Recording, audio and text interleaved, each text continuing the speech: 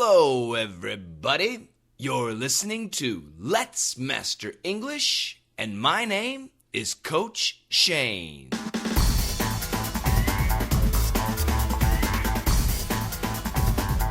Hello, everybody. Thank you so much for downloading Let's Master English Podcast 24. My name is Coach Shane, and I'm here to help you master English.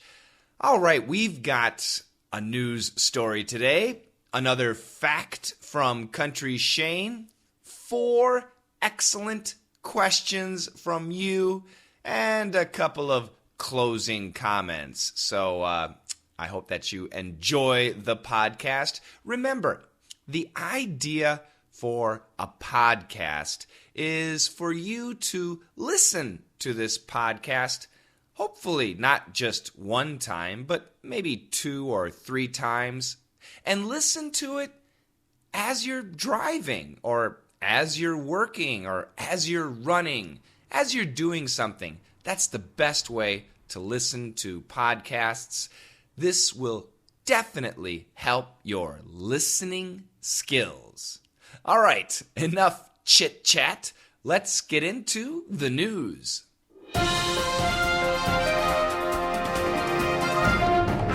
Flowers have helped us give meaning to life for centuries. Red roses convey love. Lavender says you're devoted. And giving someone violets means you'll always be true.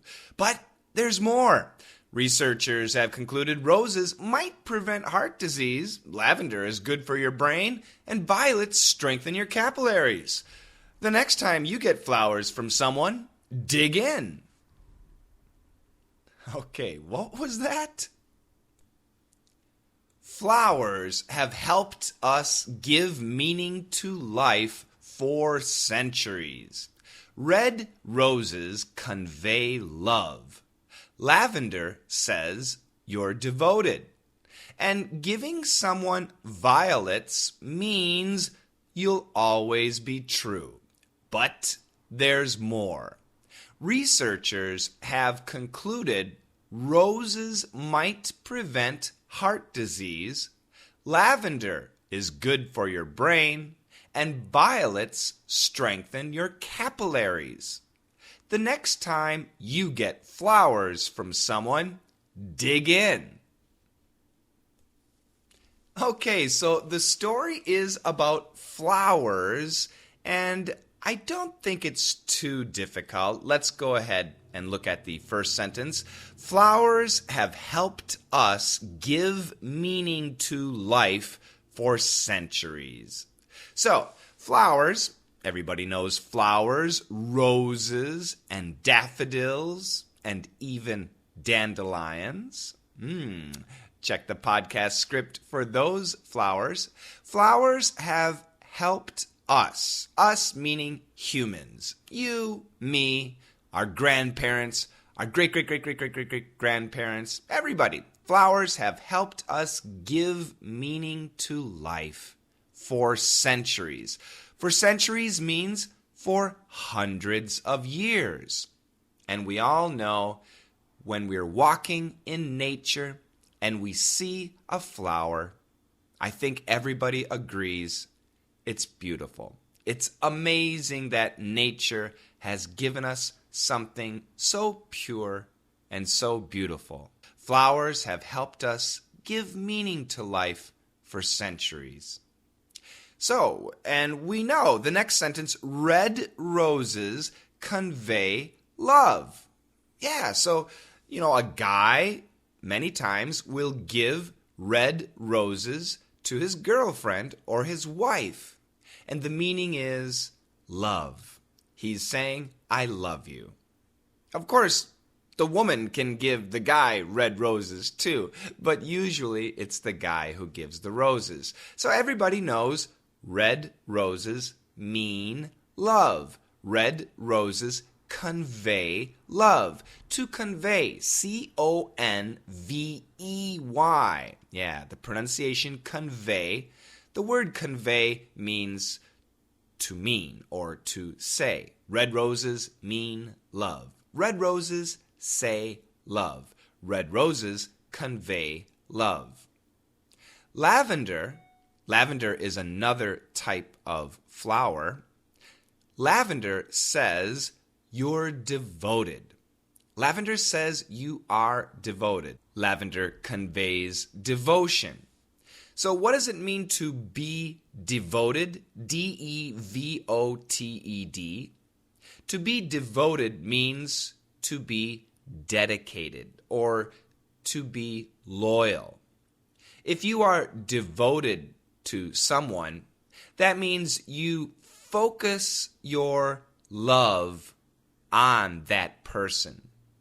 You can be devoted to something.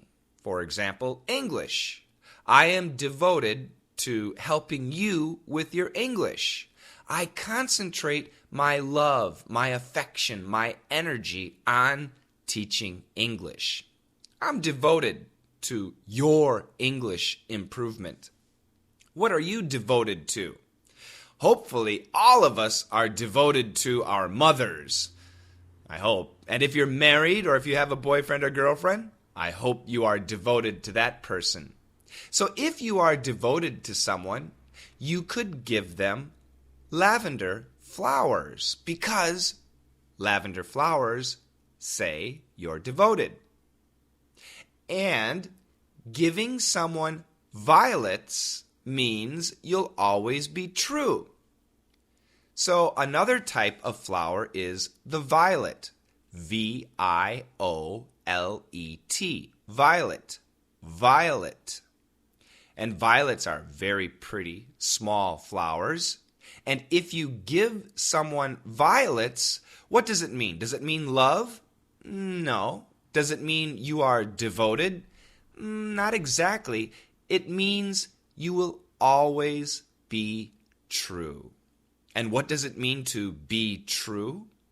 It means to be faithful, to be loyal, to be honest, to be a very good person to the person you're giving them to.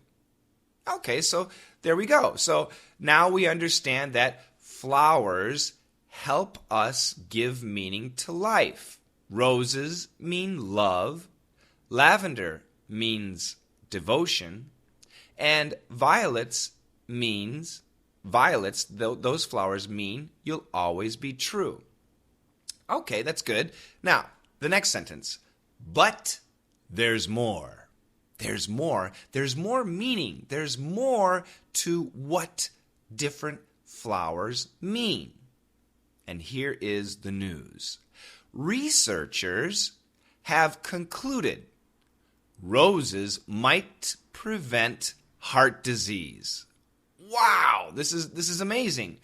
So researchers, scientists and doctors, they were doing research. They have concluded. They have found out. They have discovered that roses might prevent heart disease. So heart disease and roses, they're a great combination. But do you have to smell the roses? Do you have to see the roses? Do you have to eat the roses? How is it that roses might prevent heart disease? This is the question. But anyway, now we know that roses might prevent heart disease.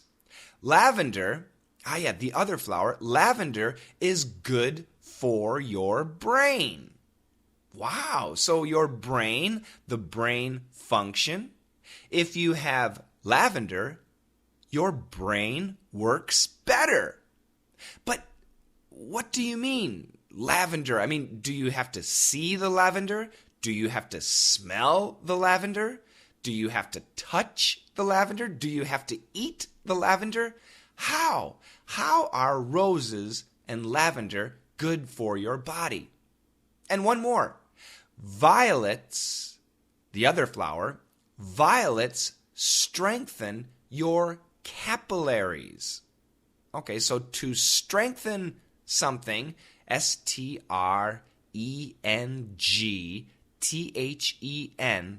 strengthen, strengthen. To strengthen means to make something stronger. So violets make what stronger? Your capillaries. Well, that's a tough word. Capillaries. capillaries.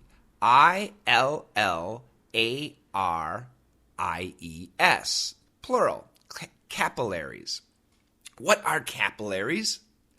Capillaries are the tiny, tiny blood vessels in your body.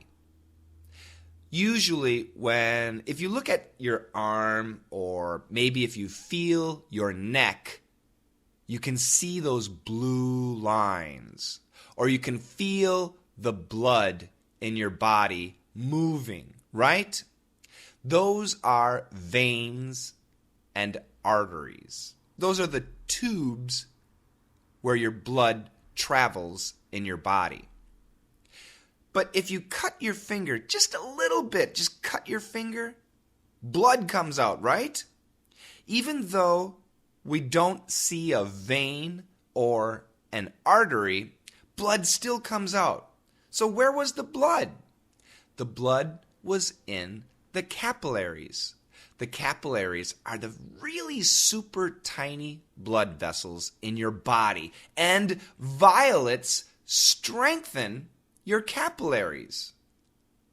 Wow. So do you have to see violets? Do you have to smell the violets? Do you have to eat the violets? So this is the question. We understand that flowers help us give meaning to life, but how is it that flowers help our body be strong? So let's look at the last sentence. The next time you get flowers from someone, the next time you receive flowers from someone, dig in. Dig in. D-I-G-I-N. And dig in is the answer. Is it to see flowers? Is it to smell flowers? Is it to eat flowers? Some of you might know the answer. To dig in means to eat. That's right. To eat the flowers. Can you imagine giving roses to your girlfriend or your wife, and suddenly she says, "Oh, thank you."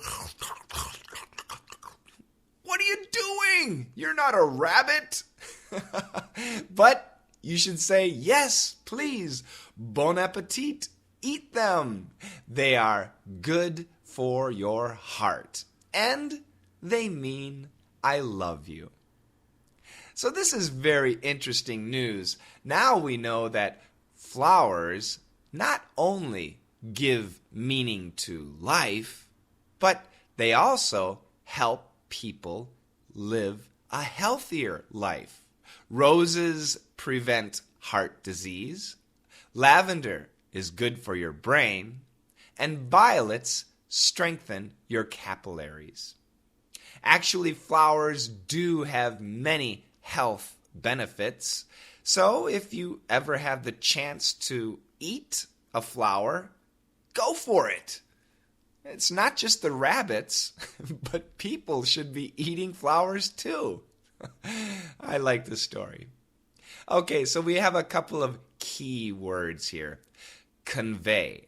C-O-N-V-E-Y. Don't say convey or convey. It's convey. Convey. Convey. To convey means to mean or to say. Devoted. Devoted? No. Devoted. To be devoted means to concentrate or focus your love or affection or energy on someone or something. I am devoted to your English. To be true. To be faithful. To be a faithful person. F-A-I-T-H-F-U-L. Faithful is a beautiful word. concluded. Concluded, C-O-N-C-L-U-D-E-D. Found out, discovered. So many times we hear scientists have concluded, researchers have concluded. They've decided, they've done their research and they discovered and they decided that something, something, something. To strengthen. To strengthen is to make stronger, to make something stronger. Capillaries. C-A-P-I-L-L-A-R-I-E-S. Capillaries are the tiny, tiny blood vessels in your body. Some capillaries are so small you cannot see them. And finally, to dig in. D-I-G-I-N. It's a phrasal verb and it means to eat. Now, if you go to a very expensive French restaurant, the waiter will not say, dig in. And you should not say to your date, dig in. This is a very casual expression, and the perfect time to use dig in is when you're eating pizza or French fries or something like that. Dig in. Oh, I love to dig into pizza. Okay, so those are the key words. Now, I'm going to read the story 2 more times. The first time, I will read it nice and slowly. And the second time, I'm going to read it normal. So are you ready? Here we go. Flowers have helped us give meaning to life for centuries. Red roses convey love. Lavender says you're devoted. And giving someone violets means you'll always be true. But there's more. Researchers have concluded roses might prevent heart disease. Lavender is good for your brain, and violets strengthen your capillaries. The next time you get flowers from someone, dig in. Flowers have helped us give meaning to life for centuries. Red roses convey love. Lavender says you're devoted. And giving someone violets means you'll always be true. But there's more. Researchers have concluded roses might prevent heart disease. Lavender is good for your brain, and violets strengthen your capillaries. The next time you get flowers from someone, dig in. How you doing, everybody? This is Country Shane, and I'm here to bring you the facts. The Titan arum is the world's largest flower. The flower can grow to 3 meters. But don't get too close, 'cause this beauty sure does stink. Woo-hoo. In fact, this flower's nickname is the corpse flower, 'cause it smells like a dead person. This has been Country Shane bringing you the facts. Once again, Country Shane with some interesting facts. The world's largest flower, the Titan arum. T-I-T-A-N-A-R-U-M. It's a giant flower. It is a titan. Titan actually means huge or giant. 3 meters. 3 meters for a flower. Now that's actually the height of the flower. And it does not smell good. They say it smells like a dead body. Ugh. I thought flowers were supposed to smell nice. The Titan arum. Personally, I have never seen one of these flowers. These flowers are native to Indonesia, specifically Sumatra, and I've never seen one. But in many places around the world, people do grow these flowers. So if you get a chance to see a blooming Titan arum, take that chance and smell it. Does it really smell like a dead person? Ugh. Well, I don't even know what a dead person smells like, but I don't want to know. No, I don't want to know. Thanks a lot, Country Shane.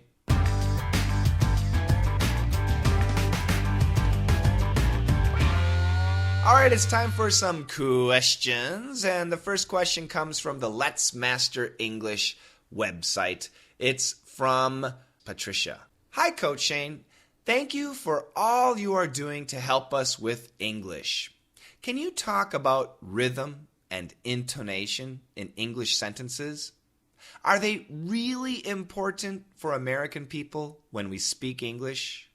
I mean, can American people understand us if we don't use the correct intonation or rhythm? Cheers from the end of the world, Argentina. All right, Patricia, and gracias. Thank you for listening to the podcast and for your question. Yes, rhythm and intonation are very, very important in English. And actually, in my DDM classes, we practice and talk about rhythm and intonation a lot. So I'm going to give you a couple of sentences, and you tell me what they mean. So the first sentence, it is a sunny day. So what does that sentence mean? Yeah, outside we see the sun. But is it a happy sentence or is it a negative sentence? I think most people believe it's a happy sentence because most people like the sun. But me, I'm afraid of the sun. So if I were saying this sentence, I would say, oh, it's a sunny day. It's a sunny day. So by listening to my rhythm and intonation, you should be able to understand that I don't like sunny days. But if I did, I would say, it's a sunny day. It's a sunny day. Just by listening to how I say that sentence, you can hear that I like it. I'm very happy. Let me give you another sentence. I didn't eat your cookies. I did not eat your cookies. Now, listen to this version. I didn't eat your cookies. That means someone ate your cookies, but it wasn't me, and I know who, but it wasn't me. Now, how about this? I didn't eat your cookies. In that case, it means I did not eat your cookies, but, or also, I don't know who ate your cookies. How about this? I didn't eat your cookies. In that case, I didn't eat your cookies. I did something else with your cookies. Maybe I gave them to somebody. How about this one? I didn't eat your cookies. In that case, yes, I did eat cookies, but not your cookies. I ate someone else's cookies. And the last one, I didn't eat your cookies. In that case, I did not eat your cookies, but I did eat something else of yours. Oh my goodness. So I know many of you have no problem with the sentence, I didn't eat your cookies. Everybody understands it.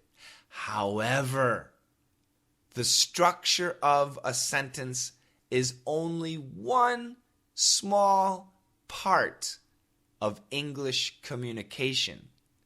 Intonation and rhythm can completely change the meaning or the nuance of a sentence. So how do you learn this? Well, there are a couple of things you can do. Number one, listen naturally. I'm sure in your language, you can change the meaning of a simple sentence by changing the intonation too, right? Number two, watch the body language and the expressions. When somebody is speaking, we can sometimes catch those little secret messages in their sentences. And number three, join DDM. Seriously, we talk about this in daily dictation. Members, and I do encourage you to join it. It's an investment in your education, and it's lots of fun. So thank you very much for that question, Patricia. Yes, intonation and rhythm are very important. If you do not use intonation and rhythm, we will understand your sentence, but we might not understand the meaning or the special meaning or the nuance of your sentence. So be careful. Our next question is from Facebook. This is from Nat Nam. Hi, Mr. Shane. How are you? I would like to ask you about the sound D and then one of those weird characters, Z, when it is pronounced at the end of the word. Okay, so he talks about the Oxford Dictionary, and he gives some examples. So the example words are A-G-E and C-O-L-L-E-G-E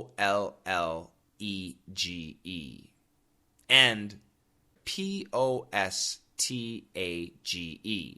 Age, college, postage. So he's using the phonetic spellings with those strange characters, not the regular English characters. The one is a T with an S-like symbol, which is called the domed post-alveolar affricate. And then once again, the phonetic spelling for the voiced domed post-alveolar affricate. It's a D with basically a Z. All right. Now, I've talked about this before, and I want everybody to listen to me. It is almost impossible to learn proper pronunciation in a book or in a dictionary. You need to listen to how native English speakers speak. And you have to understand that somebody from New York City will speak differently than somebody in London. And that person, they all speak differently from somebody in Colorado or California or New Zealand or Australia. So there are different ways of saying different words. Now, my focus in pronunciation is standard American pronunciation. Standard American pronunciation is the type of pronunciation you generally hear on CNN News, not the reporter, but the anchor. Not CNN International, CNN America. CBS News, PBS Radio News, ABC News, Fox News. Most of the anchors use the standard American pronunciation. So I really do not like the phonetic alphabet. It confuses students. So anyway, how do you pronounce this J sound? Is it a ch or a j? So the ch, or the TS spelling, is like a CH. And the j, or the DZ spelling, is like a G, a j. Age, college, postage. So my answer, not nam, is these words all have a vibrated j sound. Sometimes we say those sounds very quickly, so it might be difficult to catch the vibration. But if we finish the sound, you'll hear the vibration. So listen carefully. Age. And now I'll say it quickly. Age. Age. So the vibration is going to be cut. But still, in my mouth, I'm doing the j sound. I'm just stopping the sound quickly. Another thing I recommend to students, always practice pronunciation in sentences. Yes, mastering one word at a time is important. However, people do not speak one-worded sentences. We speak with many words. So it's very important to practice sentences, not just the words. And he does give me an example. So listen to this very closely. I'm going to read it slowly. A German judge and jury have charged and jailed a strange giant who sat on the edge of a bridge throwing jelly onto large barges. That's a great sentence. I don't know where you got it, but I'm sure you found it somewhere, so we should give credit to whoever wrote the sentence. Now, everybody, this sentence, you can see this sentence in our newsletter. Okay, so we do send out a newsletter. I want you guys to sign up for the newsletter, www.letsmasterenglish.com/tryddm. That will get you the newsletter. I'm going to read the sentence quickly, 2 times. Listen carefully. A German judge and jury have charged and jailed a strange giant who sat on the edge of a bridge throwing jelly onto large barges. One more time. A German judge and jury have charged and jailed a strange giant who sat on the edge of a bridge throwing jelly onto large barges. I know it's tough, and that's a long sentence, but that j sound is very clearly vibrated. The ch sound is very clearly not vibrated or aspirated. There's just air. And I know in Vietnam, many students do have problems with the j and the ch sound. The key is j is vibrated, ch has no vibration. That's the key. But I want you to continue listening to English, American, or British people speaking and mimic their sounds. Stop looking at dictionaries and start listening and watching videos, okay? And if you can, join DDM. We'll fix those pronunciation problems. The next question is from Mikhail. What's the difference between the verbs inhibit and prohibit? Can you give me the meaning and the usage? You bet. Great question. Inhibit, I-N-H-I-B-I-T. Prohibit, P-R-O-H-I-B-I-T. If you look at the dictionary, they're confusing. They kind of tell you they mean the same thing. They're synonyms. However, let me try and give you another definition. Inhibit. In. To hold something in. To hold an idea, to hold an action, to hold your words in. To restrain, especially to restrain yourself. Inhibit comes from inside you. It's your ethical or moral decision to not do something. Inhibit, inside. So I have two sentences. The presence of police inhibits bad guys from doing bad things. So if there are bad guys walking around and they see police, usually they do not do bad things. They're inhibited because there are police around. Another example, disgusting pictures of lung cancer are used to inhibit people from smoking. Have you seen those terrible pictures of lung cancer? Oh, why do they show those pictures? So people who might want to smoke are inhibited from smoking because they're scared of what might happen to their lungs. So it's an internal governor. It's an internal source that tells you to not do something. Now let's go to prohibit. Prohibit, to hold back. A better word, to forbid. To forbid something. And this comes from outside. So the easiest example, laws prohibit bad guys from doing bad things. Laws prohibit smoking in restaurants. Laws come from outside.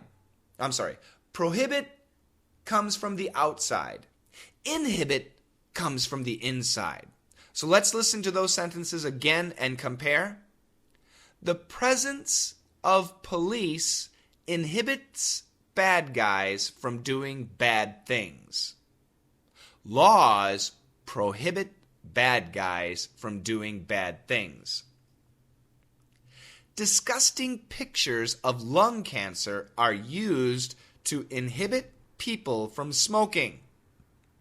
Laws prohibit smoking in restaurants. I hope that helps me, Kyle.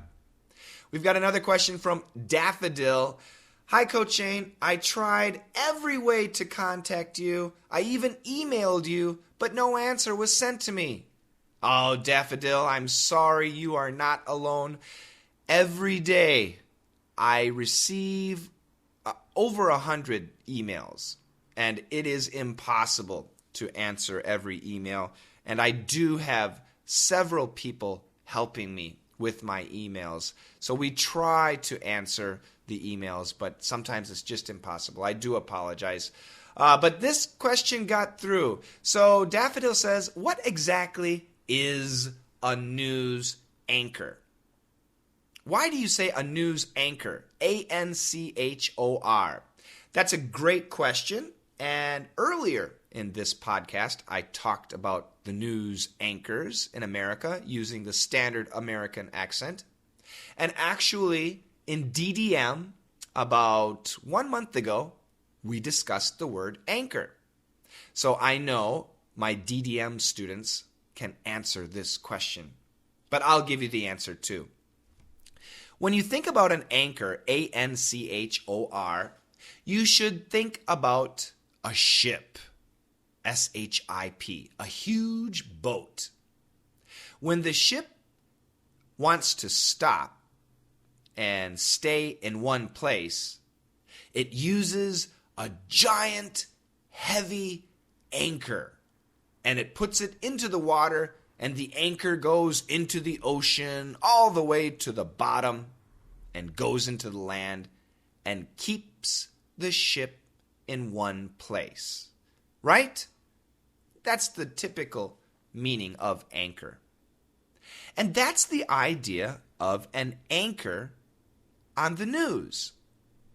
The anchor is the news person who always stays in one place, at the desk, giving the news. The reporters are everywhere. They're over here, they're over there, they're going here, they're going there, but the anchor stays in one place, delivering the news. Usually, there's only one anchor. In America, there's only one anchor, usually. Sometimes there are two anchors. So that's the idea of an anchor. The news person who stays in one place and gives you the news. Thanks for the question. I really love your questions, everybody, and I hope that you continue sending me questions. I want questions on expressions, how to use this expression, when to use this expression. I want questions on pronunciation. How do you say this word? How do you say that word? I want questions on listening. How can I improve my listening? Send in your questions to any of the places where I am. I'm on Twitter. I'm on Facebook. We have our website, www.letsmasterenglish.com. We're on YouTube. I'm everywhere. Send me your questions, and I'll do my best to answer them. Thank you.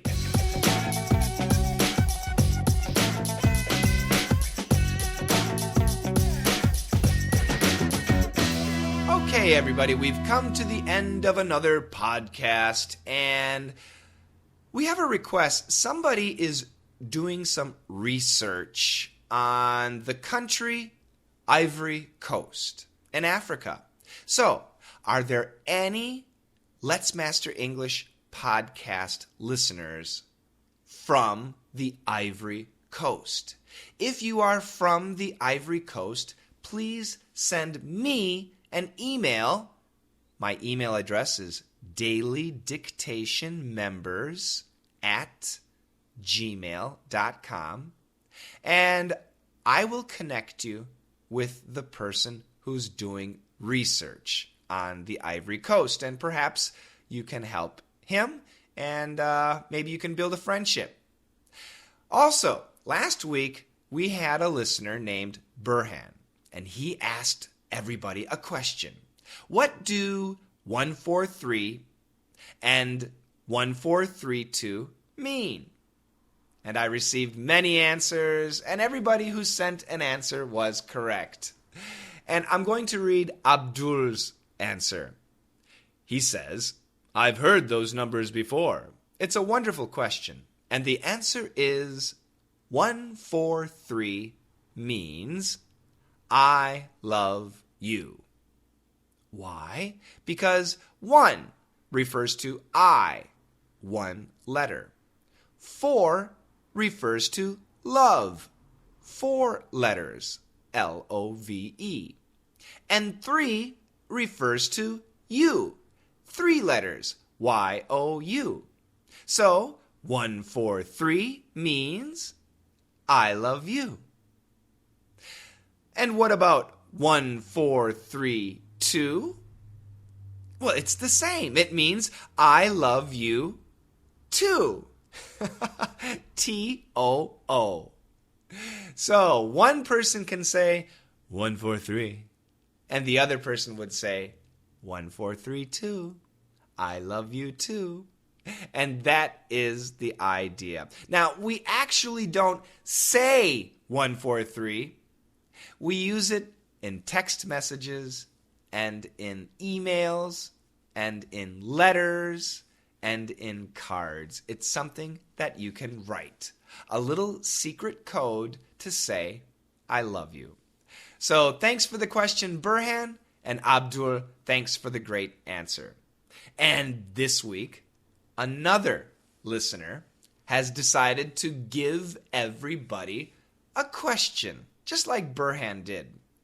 Now, both of these guys are using numbers in their questions, and you don't have to use numbers, but I really would love it if you guys would leave quiz questions. And Joaquin has given us this question. Why was 6 afraid of 7? That is his question. Why was 6 afraid of 7? The number 6. Why was the number 6 afraid of the number 7? That's a good question. If you know the answer, send us a message. And next week, we'll talk about the answer. And Joaquin also asks, in podcast 23, you said that thank you too much is negative. Yes, thank you too much. If we use the word too, T-O-O, it means it's overwhelming. You cannot handle all of the thanks. That's the idea. So you should say thank you so much. Thank you so much is positive. Let me give you a different example. T-O-O and S-O, everybody. So this meal is too salty. Too salty. If something is too salty, you cannot eat it. There's too much salt. Oh, it's terrible. This meal is so salty. So salty means it is very salty, but it's okay. You can still eat it. Where I live, it's too sunny. Oh, I don't like it. Too much sunshine. It's negative. Where I live, it's so sunny. It's beautiful. The sun is always shining. I love it.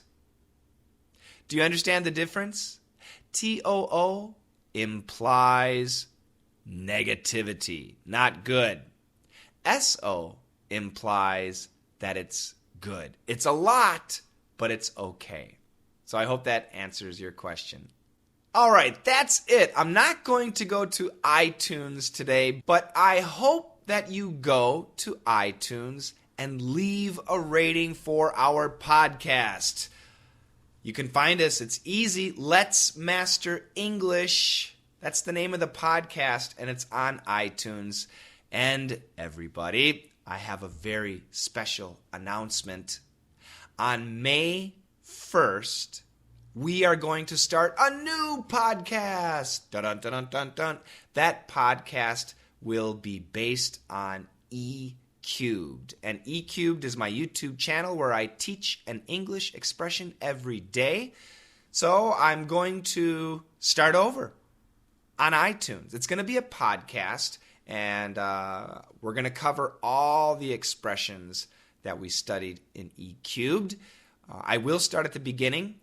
No, I'm not going to just make an MP3 file of my video. The expressions will be the same. The conversations will be the same, but I will re-record everything. And they're going to be great. This is possible because we have a sponsor. To make a podcast, it takes a lot of time and it costs money.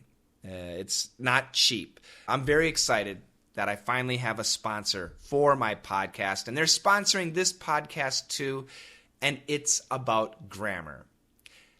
A lot of you have to write in English, and when you write, I always tell students, really think about the grammar, because silly, easy mistakes are not good. Silly, easy mistakes are really terrible when you're writing in English. And our sponsor is the best at helping you solve your grammar problems. So if you're interested in grammar, if you are curious about how to fix your grammar, if you're curious if this sentence is written correctly, I want you to visit my website, www.letsmasterenglish.com/grammar, Grammar, and you can try our sponsors program for free. It does cost money. If you want to join, I highly encourage you to join.